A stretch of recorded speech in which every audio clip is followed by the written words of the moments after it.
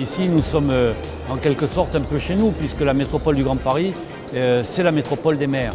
Et nous sommes au Salon des maires d'Île-de-France. La métropole s'engage sur des sujets qui sont liés à l'environnement, à la santé, à l'exercice d'un certain nombre de services publics de proximité au travers de la coordination qu'elle gère avec les grands syndicats urbains dont nous avons signé hier la convention de partenariat.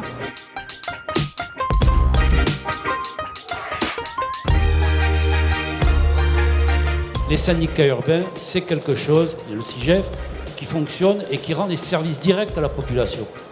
Il faudrait peut-être avoir une vraie politique globale sur ce terrain-là. Le deuxième élément, c'est qu'il faut avoir du courage politique et il faudrait absolument qu'on aille plus loin que la simple déclaration d'intention qui est dans la loi sur la différenciation.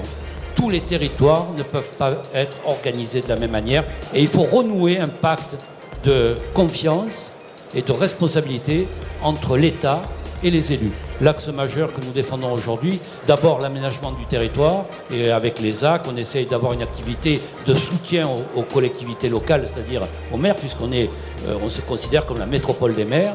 Et deuxième axe, c'est tout ce qui a trait au domaine de la santé et de la protection de l'environnement, avec une très grosse politique sur la GEMAPI, sur la protection des inondations. Il y a vraiment beaucoup de travail et beaucoup de boulot à faire, et je pense que la métropole peut avoir un effet d'entraînement pour les maires d'Île-de-France. On est effectivement ravis d'être engagés dans cette aventure avec le soutien de la métropole, tu l'as dit.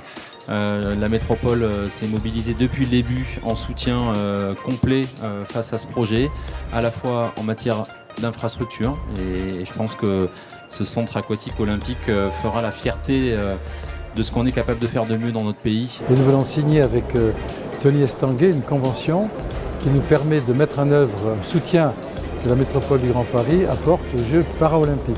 Le handicap qui touche plusieurs dizaines de milliers de personnes sont des problèmes importants qui doivent justifier les actions que l'on mène et les financements qu'on apporte pour que ce soit une vraie réussite. Avec une participation à hauteur de 15 millions d'euros pour financer l'organisation de ces Jeux. Nous avions il y a 100 ans les Jeux Olympiques et pour les Jeux Paralympiques c'est la toute première édition. Pour les Jeux de Paris 2024, la métropole du Grand Paris assure la maîtrise d'ouvrage du centre aquatique olympique. Il s'agit de l'équipement sportif le plus important construit spécialement pour les Jeux Olympiques et Paralympiques de Paris 2024.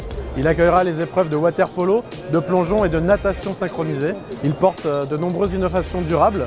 Tout d'abord avec une forte présence de la filière bois dans sa construction. La toiture est incurvée, ce qui permet de réduire le nombre de mètres cubes d'air à chauffer.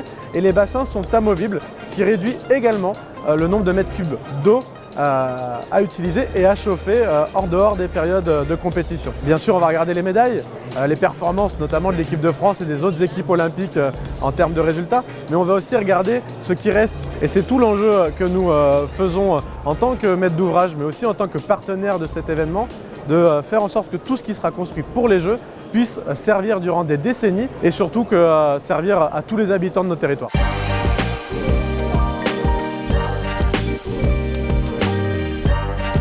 Les kits Jeux Arts et Sport qui ont vocation à être diffusés aux écoliers des écoles élémentaires des 131 communes pour pouvoir travailler avec eux sur les notions de développement sportif, de pratique sportive, de culture, d'inclusion, d'égalité homme-femme. Tous les sujets que le sport permet d'aborder de manière simple et pédagogique. Et les Jeux sont une formidable occasion de déployer auprès des plus jeunes toutes ces valeurs-là. Je suis là pour rappeler que nous développons des programmes à destination des maires pour les aider à innover, pour adapter la ville aux transitions démographiques, aux transitions écologiques, à l'attractivité développée de leur territoire, aux mobilités, aux enjeux d'économie circulaire ou de logistique urbaine. On a aussi lancé des grands projets là à l'échelle métropolitaine pour donner des informations, de la donnée aux maires, notamment pour lutter contre la pollution lumineuse. On travaille également en matière touristique pour développer une grande plateforme touristique qui permette à des commerçants de se référencer et ainsi de bénéficier de l'attrait de la métropole du Grand Paris en matière touristique au niveau international. On a la chance de pouvoir présenter le centre aquatique olympique en réalité virtuelle. Donc on invite évidemment tous les élus, tous les partenaires à venir plonger dans ce centre aquatique que la métropole du Grand Paris a la responsabilité de construire et qui sera livré au début de l'année 2024. Voir comment on peut développer au travers des pratiques sportives tout un tas d'actions citoyennes, sociétales et évidemment pour la promotion du sport en général et en ce qui me concerne pour le rugby et puis également pour signer un partenariat avec la métropole du Grand Paris avec laquelle nous collaborons depuis un certain nombre d'années. On a des engagements sur le sport santé, sur l'inclusion, sur le handicap, sur la féminisation, donc ça fait partie des thématiques sur lesquelles les clubs phares comme le Stade Français Paris doivent être engagés et doivent être réactifs.